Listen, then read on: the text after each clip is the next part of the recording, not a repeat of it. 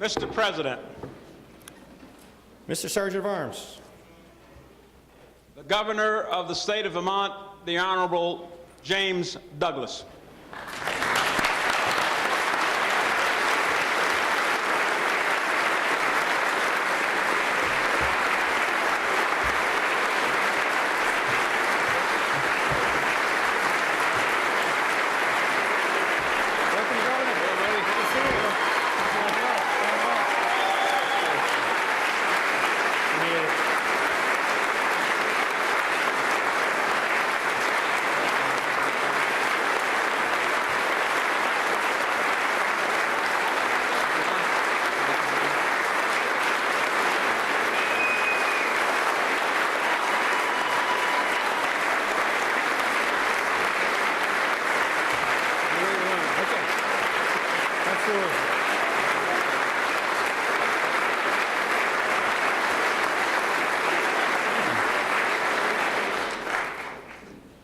Ladies and gentlemen, it is now my pleasure to introduce your governor, the Honorable James H. Douglas, Governor of the State of Vermont.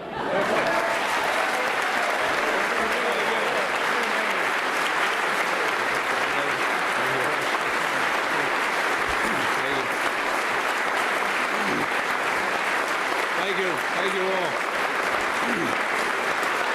Thank you. Thank you all very much. Thank you.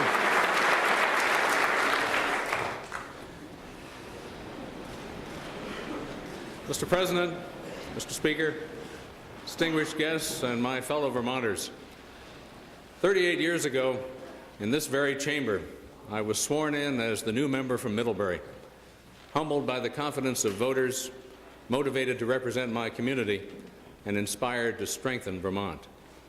Over the years, I've been blessed to serve the people of this great state in different ways and in different eras, culminating with the honor and profound responsibility of the governorship.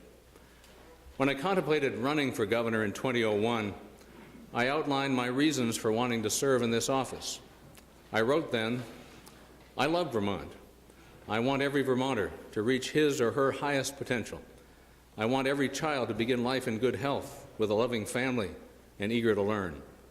I want every young Vermonter to be able to access a higher education and to secure meaningful and rewarding work. I want families to be able to afford a home and ultimately to enjoy retirement in comfort and dignity. I carried that piece of paper with me every day. The vision was at the center of every discussion, every proposal, and every decision. My inspiration never changed. My motivation never wavered. We're blessed with the finest system of self-governance the world has known, one that requires leaders who value actions more than words, who can be bold but humble and speak plainly the truth, leaders who have passion and patience, resilience and restraint, and above all, leaders who are unwavering in their commitment to the people they serve. It's our great responsibility to devote ourselves to service so that we may build a better future for the next generation. That is what I have tried to do.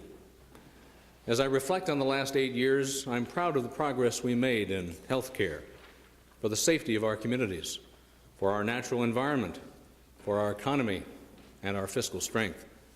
I'm proud that we ensured that access to government is not a privilege, but a right for all people. But most of all, I'm proud of the improvements we made in the lives and the well-being of the people of Vermont.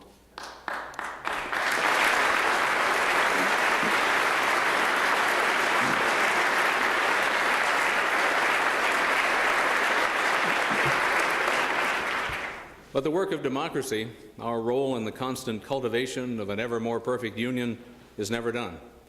Tomorrow, my service as your governor will end. I'll return to private life, handing the reins to a new administration that will take up the responsibility of protecting and advancing the goals we share. On behalf of all Vermonters, Governor-elect Shumlin, I wish you and your team all the very best.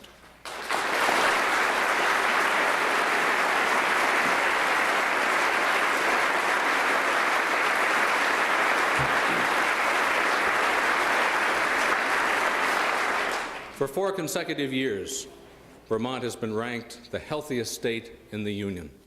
We achieved real results by getting to the root cause of illness. Our approach has set us apart and has become the model that others, including the federal government, would look to as they sought improved access to health care in America. We understood that making health care more affordable means the most important issue is not who pays, but how much we pay. A patient-centered approach that focuses on chronic conditions, wellness, and greater utilization of technology has been at the heart of our blueprint for health. This is the same formula we used to save Medicaid with Global Commitment, and it was with the same principles and with a sincere commitment to bipartisanship that we enacted cutting-edge reforms in 2006, resulting in Catamount Health and Green Mountain Care. Today, Vermont enjoys one of the lowest percentages of uninsured residents of any state, and we are the best positioned to adapt to ongoing federal reforms. Vermonters can be proud of the national leadership we've demonstrated on this critical social, economic, and fiscal challenge. But there will always be more to do. Vermont's groundbreaking approach holds the greatest promise for reducing costs, increasing quality, and providing universal access. Providing for the protection of the people is a fundamental obligation of government. We lived up to that commitment and made our communities safer from drugs and violent criminals. We created the Deter program, Vermont's first comprehensive and coordinated commitment to combating drugs. We invested in education and prevention, expanded treatment and rehabilitation, and significantly increased penalties for those who seek to poison our children for profit. In the last 8 years, we passed sweeping sex offender legislation, stepped up efforts to end child abuse and domestic violence, and confronted the insidious effects of bullying. We strengthened law enforcement by putting more troopers on the road and placing special investigation units in all regions of our state to combat sex crimes. At the same time, we reformed our system of corrections, ensuring that those who are threats to society have the proper supervision, while others who can be given a second chance have the best opportunity to succeed. As a result, crime rates have declined. We've turned the tide on the growth of our inmate population, and Vermont is consistently ranked one of the safest places in the nation. I want to thank those in the legislature and in our law enforcement community who have worked closely with me on these critical issues.